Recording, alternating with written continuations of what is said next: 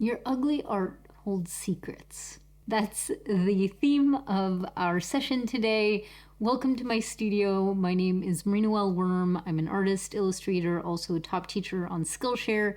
And today I just wanted to have a little moment with you to get creative, to dive into some ugly art making, but for a purpose. You can use whatever art materials that it is that you want today. You can watch the video and then join in. You can join in at the same time.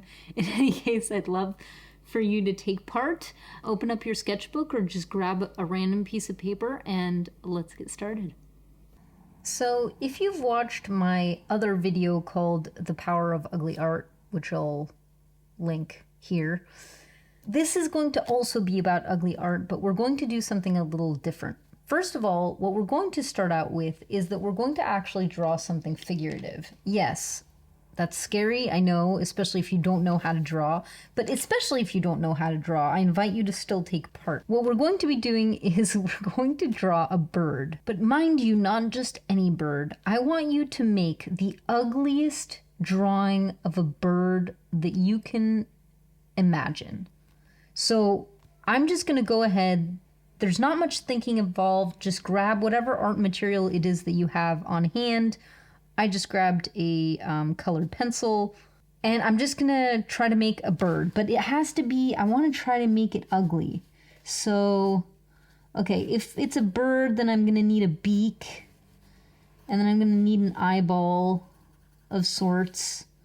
And then the rest is pretty much maybe up to me on how I represent this. I did some weird outline, but I'm just gonna fill it up with some squiggles. The one rule here is that you still need to kind of recognize it as a bird. So maybe it does need, a beak and an eyeball. But it can be a standing bird, it can be a flying bird. This one's pretty ugly, I'd say.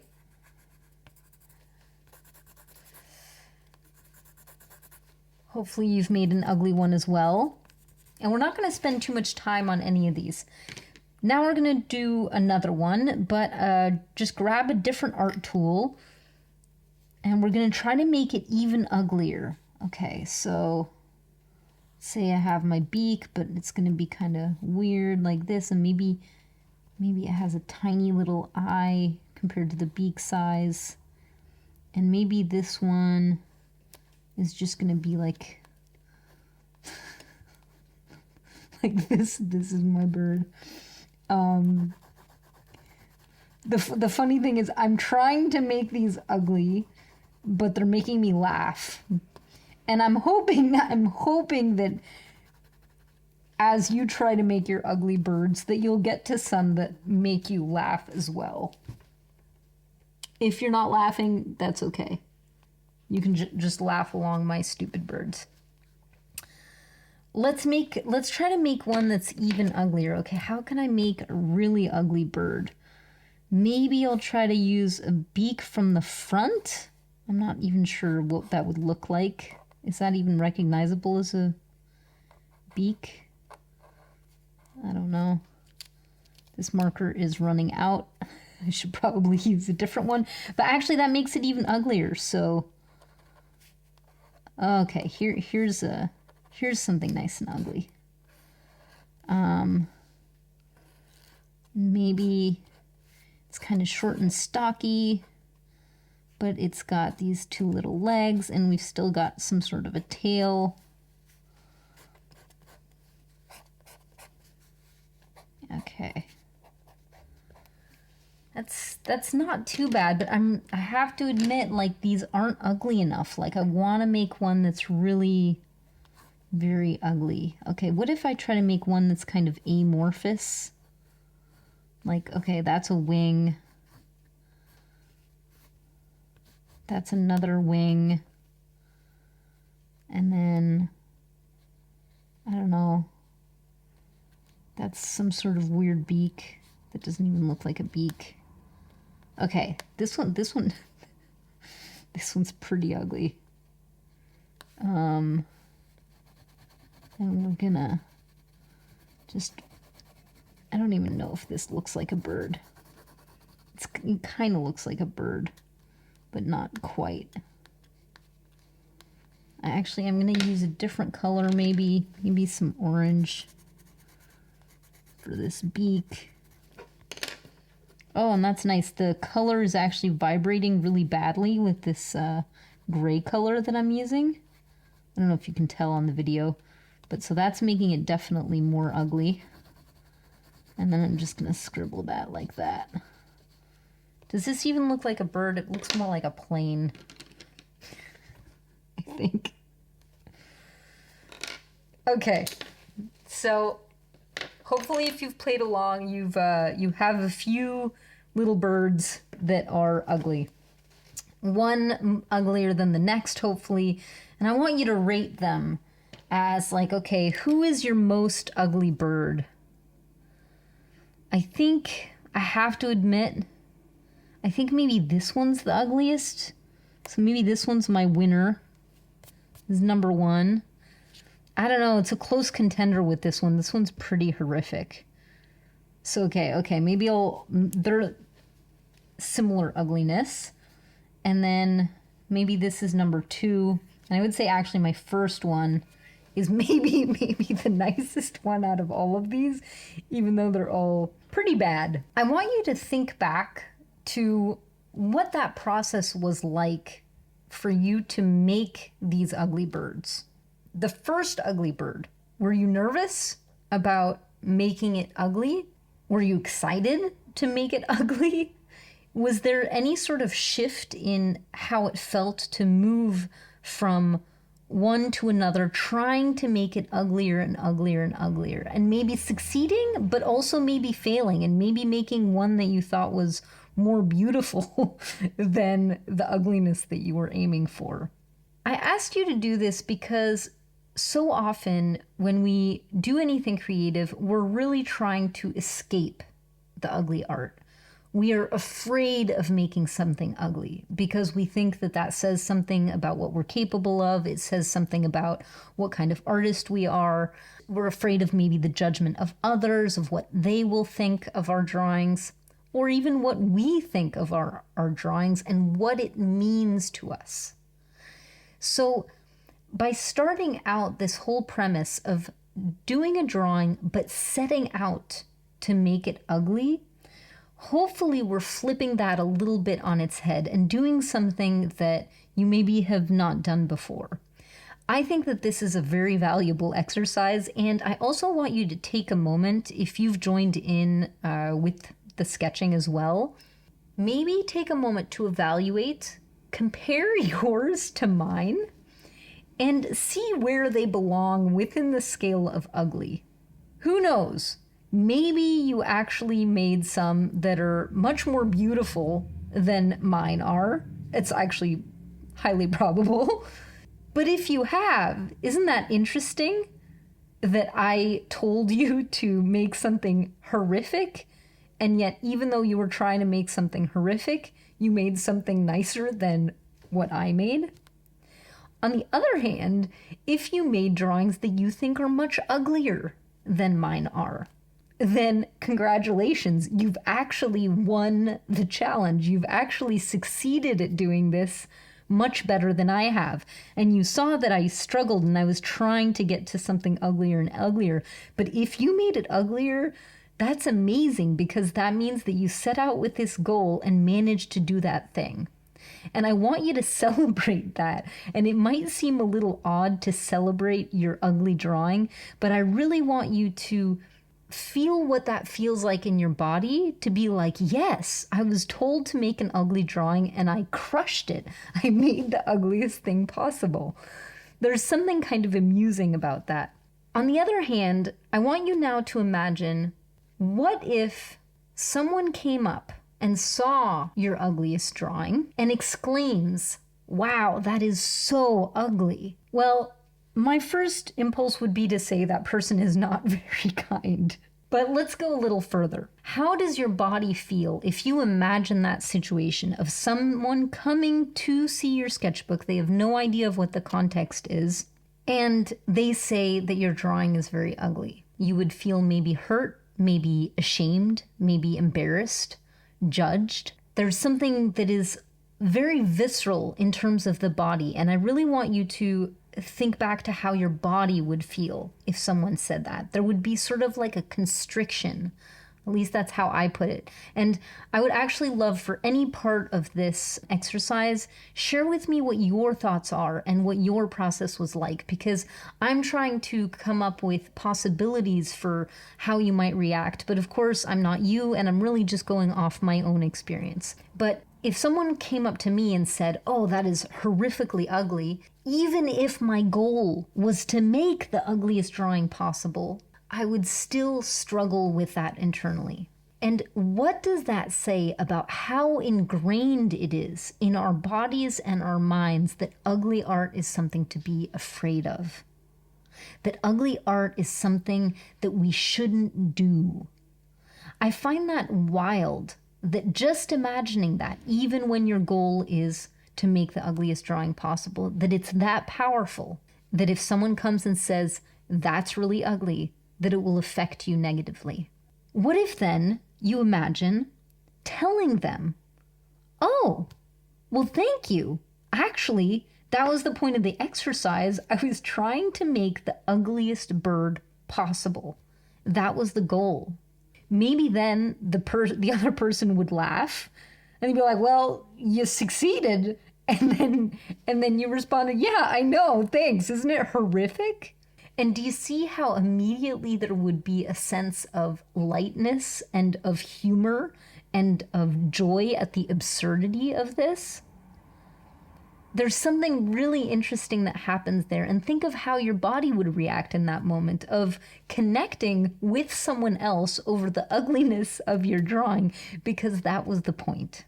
I'm not saying this because I think that you should go around telling people that their drawings are ugly. Okay, please don't misunderstand me.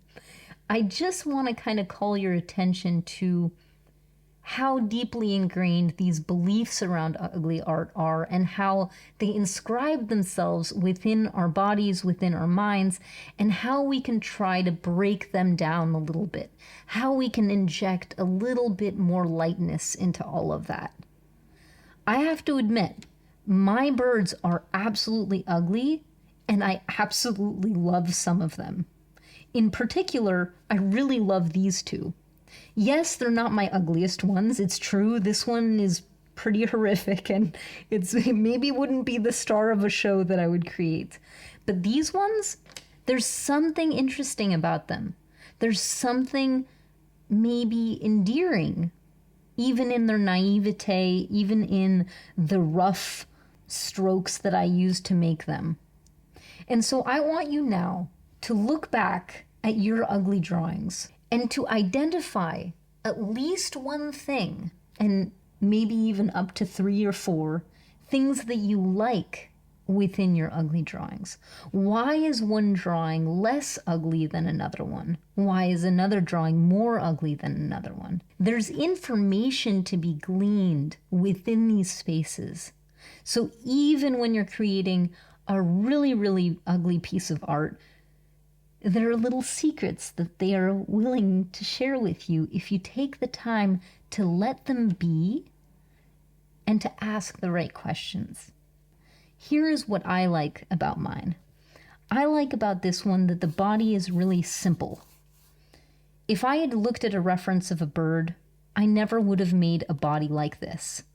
But allowing myself to make ugly art, forcing myself to do it kind of quickly, but also allowing myself to enjoy the process, brought out this really simplified version of a bird body. And you understand it as a bird still because of the beak and maybe because of the feet. Maybe without the feet, it would be a little bit more confusing. But with the feet, you do understand it. I like that simplicity. Here's something else that I like about this. I like that there's a mix between this white space and the positive space of where I applied some of my neo color. There's something about that texture that I think is interesting. Here's what I like about this one. This one has strokes that are going in all kinds of directions. And for some reason, I like the energy that it gives this bird, almost as though the flying of the bird kind of transmitted itself into its feathers and it's just kind of chaotically flying in the wind. What about these? These ones I really don't like. Really, honestly, I think these are absolutely horrendous. How can I try to find something that I like even as I think that they're horrendous? I'm going to tell you what I love about this one. It's so ugly that it makes me laugh. It looks not really like a bird. It's not a plane. I don't know what these scribbles are. And because of that, it's kind of funny because I was trying to make a bird and yeah. So what I like about this bird is that it's the winner of my ugly drawing. I set out to make an ugly drawing, and I love that I succeeded at making the ugliest bird possible. Here's what I think about this one. This one, I gotta say, it's kind of awkward. Like, the symmetry of it, I really hate the beak and the texture of the pen. And so yes, now you can see I went down the lane of what is it that I don't like about it. And that's maybe what might happen to you too as you're trying to figure out what you like about it. Do I like anything about it? Honestly, not really. But what I do like about it is that if this one hadn't been made, maybe I wouldn't have gone to this one. Obviously, I don't know. Maybe I would have been able to make this one if I hadn't done this one. But I like the fact that this one is so ugly that it allowed me to make something even uglier, but that I actually like more than this one. So what you like about it can be something as absurd and tiny as that. And there's value in all of those things. So hopefully you've gotten a sense of the value of creating ugly art on purpose. And also, it's a great way to kind of break those expectations and start breaking down that really ingrained belief that ugly art is something to be scared of, to never do, to shy away from, or that it says something about what you're capable of. This is how we practice becoming more comfortable with the ugly art that is going to be a part of your art practice, whether you like it or not. So considering that your art practice is going to have some ugly art within it, why not learn to befriend it, to listen to what it has to say, and to discover that there's maybe more to it than you might have known? I hope that this experiment was at least entertaining or intriguing and gave you a little bit of opportunity to explore how you can take the word ugly art and shake it upside down, pull it in all these different directions that you maybe might not have explored before. Also, it's September, which means that it's fall, and I don't know about you, but for me, fall has always been kind of synonymous with a sense of renewal, a moment to assess and reflect, and to see where it is that I want to go next. I guess probably because, the beginning of the school year, even though I'm not in school anymore, it just has this beautiful association with reigniting my creativity and my love for learning. Also because fall is my favorite season. And so I think this is the perfect moment to talk to you about the sponsor of our video, which is Skillshare. And actually, recently, one of my secret goals this September has been to reconnect with creative writing because it's something that I used to love as a kid. And so I started taking this class by Mila Goldberg, the Creative Writing Bootcamp, and I'm finding the writing exercises just so fun and varied, helping me remember what it's like to engage with creative writing and the outside world and how they can feed into each other in really beautiful and surprising ways. Skillshare is a beautiful online learning community where you can gain inspiration, learn about a variety of topics, and also build a little bit more accountability into your creative goals. Obviously, I'm biased. I'm a top teacher there. I teach on there, and so you can also find some more of my creativity classes. That's really the focus of what I do there, is I really want to help you get out of your own way so that you can get in touch with what is most important to you for your artwork. But there are thousands, literally, of other classes and other teachers that are extremely inspiring and very helpful for whatever it is that you're looking to explore in greater depth, whether that's film, animation, photography, graphic design, illustration, productivity, even sewing. Especially when I'm feeling a bit dry creatively, going on Skillshare allows me to reconnect with my creativity and bring me down paths that I wouldn't have explored on my own. Another cool thing recently is that Skillshare has improved their classification system, and so they've included 2 new categories such as creative career and creative inspiration. Obviously, I love it. But you can also find classes based on software and materials, so searching for gouache or searching for Blender or Procreate. And so I'm finding that really helpful to find any specific class that I might be needing at that moment. So in case you've never checked it out but are curious about this, the first 500 people to use my link in the description will be given a free month trial of Skillshare so that you can test it out for yourself and see whether there's something that will help you in terms of getting back on track with your goals, your creative goals, or just also gain a little bit of inspiration from all the wealth of knowledge that's included in there. Thank you so much for joining in. I hope that you enjoyed that you got to taste and hear some of the quiet little secrets that your ugly art is trying to tell you. And I hope to see you in another video. Don't forget to hit like and subscribe and the bell if you want the notifications for when my next video is out. If you want to connect in other ways, I of course have a live drawing session every month on my Patreon where I also do in-depth sketchbook tours and other little tidbits. You can also find me on Instagram as well as on Skillshare, of course, and I hope to see you soon.